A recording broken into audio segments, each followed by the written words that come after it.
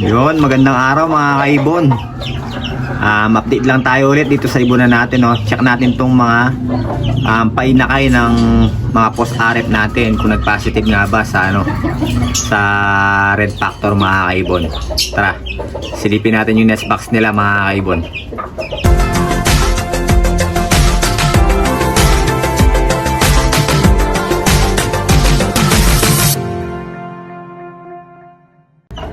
So yun, no, bago kayo umawak ng mga inakay mga kaibon,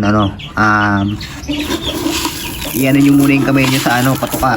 Yan, para yung amoy ng patuka yung didikit sa sa kamay ninyo, no, doon sa mga inakay, hindi may stress yung mga parents nila. Tara, silipin na natin yung mga inakay nila mga kaibon. Ito nga pala yung kak natin, no, yung split opa post RF natin na split fail follow mga kaibon. Yan, tutukin lang natin nest box, palabasin natin yung hen. Ayan naman yung hen natin, yung green new wing opaline post RF, no. Yan, nest box. Ito yung mga inakay nila mga kaibon, yan, no. Ito yung dating dalawang parang positive sabi ko, pero check natin ngayon, no. Kunin natin, madilim kasi sa loob eh. Ay, nahila na yung mga nesting. So ayan mga kaibon, no. Hindi ko sure, no, pero check natin sa ilalim. Ayan mga kaibon, no, nag-red yung lumalabas, nag-o-orange siya, no, sa paayan, sa likod, sa bandang yan, ilalim yan. Yan, brown pa yung iba, hindi pa lumalabas yung kulay eh. Pero dito ayan, no, kitang kita, no. Hindi pa natin sure, no, kung mag-red factor talaga to, ayan, no. Hindi kasi masyadong kita sa video eh, medyo madilim, ayan, no. Pero sa personal, lumilitaw yung orange niya. Tapos yan naman yung tsura niya mga kaibon. Ayan, o. Medyo malikot yung painakay natin. Sa likod naman, ayan. Ayan yung tsura niya sa likod. Ayan, o. Ayan. Yung katawan niya, ayan, di pa natin sure, no. Ayan, no. Yung buntot niya naman, tatanggalin ko nga lang yung nesting, wait lang. Yan mga kaibon, nilabas natin para maliwanag, no. Ayan yung kulay niya, ayan, no. Yung buntot niya kulay brown, di ko lang ba't brown orange ba, ayan, no. Yan yung buntot niya. Hindi pa natin alam kung mag-visual red factor to, no. Ayan, sana mag-visual mga kaibon. Ayan, so ayan, no. Ayan. Ano sa tingin nyo mga kaibon? Tapos yung kanina pinapakita ko, wait lang ito naman yung katawan niya, yung kanina pinapakita ko. Ayan, o. Hindi masyadong kita sa camera, no? Pero ayan, o. Parang yellow pero orange yan mga kaibon. Kaya hindi pa natin sure talaga kung mag-red factor to eh. Ayan, o. Ayan siya. Tapos yung buntot niya, ayan, kulay brown. Yung likod niya, yan, no. Sana mag-visual, no.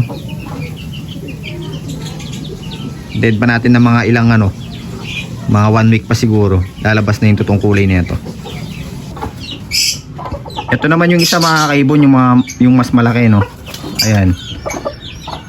Pero mas dito na yung balahibo ng isa, kesa dito. Ayan yung kulay niya, tapos yung buntot niya pulang pula mga kaibon. Ayan, makikita niyo yung buntot niya, oh. Hindi ko lang kung mag-o-opaline to, pero parang hindi opaline yung balat niya, pero yung buntot niya pulang pula. Tapos yan, brown yung likod niya. Tapos yung naman, yung yan, sa pakpak niya green kagad yung lumitaw, parang Ewing, no. Hindi ko alam kung mag-red factor to. Ayan, no. Mga isang linggo pa, mga kaibon, no. Sa ilalim, tignan natin. Ito naman yung kulay niya sa ilalim, no. Wala pa, hindi pa lumilitaw talaga. Pero yung buntot niya, ayan, no. Pulang-pula yung buntot niya, mga kaibon, ayan, no. So, ito yung inaki natin. Yan, malikot eh. Tapos, yan, yung ano niya. Mukha niya, ayan, no. Hindi natin maayos, malikot. Ayan, no. Yan, nilabas ko para ano, maliwanag. Yan, hindi pa natin alam kung mag-red factor to. Sana mag-red factor, no. Yung katawan, sana mag-red factor yung katawan.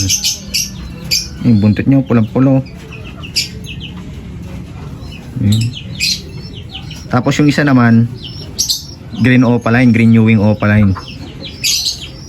Papakita ko rin sa inyo, mga kaibon.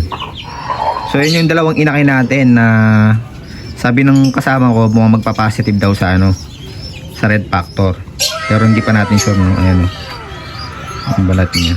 Ay, yung balahibo niya. Ayan. Sana magkatotoo nga, no. Mag-visual sana yung dalawa sa red factor, mga kaibon. Ang ganda ng buntot, pulang-pula talaga sa personal, no. Tumutubo na. Pero yung likod niya, yan, brown. Pero dito sa pakpak tumubo, green na eh. Di pa natin alam kung pag humaba yung balahibo niya, no? Pag lumitaw na lahat, kung anong lalabas. Yan, kunin naman natin yung isa. Ito naman yung panganay sa kanila, mga kaibon, no? Yung unang napisa, ayan, no? Green opaline. Makikita mo na talaga yung kulay, ayan, no? Opaline, wala nang kawalang.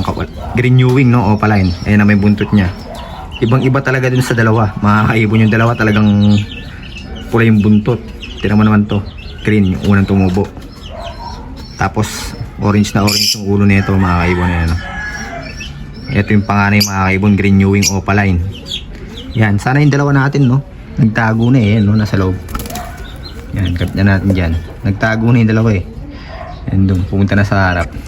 Sana mag-ano talaga, mag visual red factor. Pero parang sa tingin ko yung ano, yung parang may pag-asa eh. Sa tingin ko, no? Parang mag-red factor yung katawan nila. Pero sana yun, palakihin pa natin ng ano, ng konti, mga isang linggo pa, silipin natin ulit kung ano, kung positive nga sa red factor yung dalawang inakay natin. Ayan yung mga breeder natin, mga kaibon.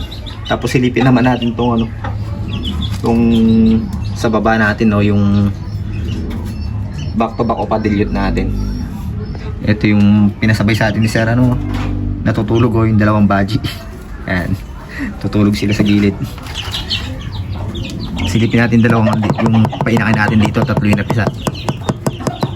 And parents, mga kaibon. Move opaline dilute. Sa yun, yung blue opaline dilute natin. Yan, magpares. Yung isa, napansin ko, parang nag-i-splayed leg yata yung isa. Pero ayusin natin. Tanggalin natin. Ayan yung isa, oh. Parang splayed leg na talaga siya, oh. Yung malaki, yung nasa gitna. Makikita nyo, naka-split na yung legs niya, mga kaibon. Kaya baka mag-splayed leg talaga to. Ayan, oh. May nesting naman, no? Hindi ko lang kung ba't nag-splayed leg. Pero ayusin natin yan, mga kaibon. Ayusin natin, lalagyan natin ng tape. Palakin lang natin ng konti. Kasi masyado pang malit eh. Halos kakapisa lang na itong mga to eh. Siguro mga ano, ilang araw pa lalagyan ko na yan ng ano, ng masking tape. Masking tape yung ginagamit natin eh. Para hindi ano, nasusugat yung paano mga alaga nating ibon, no? Mas maganda yung masking tape. O kaya yung medical tape, yung mas malambot yun eh. Yung tinutupi ko, tsaka ako binibilog, nilalagay sa paa nila. So yung dalawa lang natira sa mga breeder natin, mga kaibon. Kaya yun lang yung mapapakita ko sa inyo ngayon. Yan, nag-update lang tayo sa ano natin, sa ibon natin. Matagal na tayo hindi nakapag-vlog. Sa mga nagtatanong nga pala, wala pa pong pet market dito sa Angeles mga kaibon, no? Wala pa pong pet market. Kaya yun, may mga pupuntang ano eh, taga mga dumadayo, mga taga Manila eh, kaya lang wala silang nadadatnan kasi wala nga ano. Meron lang mga kalapate at mga manok. Pero mga lovebirds wala po mga kaibon, no. Yan. Mag-update na lang tayo kung kailan makakapagtinda ulit yung mga kasama natin sa ano, sa Angeles City Pet Market mga kaibon. So yun, hanggang dito na lang yung vlog natin mga kaibon. Pinakita ko lang sa inyo yung ano natin, no, yung mga painakay natin. So yun, sana yung dalawang inakay ng post-arep natin sana mag-positive, no. Pero parang ano, may pag-asa eh. Nakikita ko parang may pag-asa. Yun. Maghintay pa tayo ng mga isang linggo pa. Lilitaw na talaga yung totoong balahibo nila, no, yung kulay ng balahibo nila.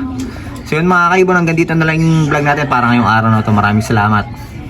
Binabati ko po kayo ng Merry Christmas and advance Happy New Year po sa lahat.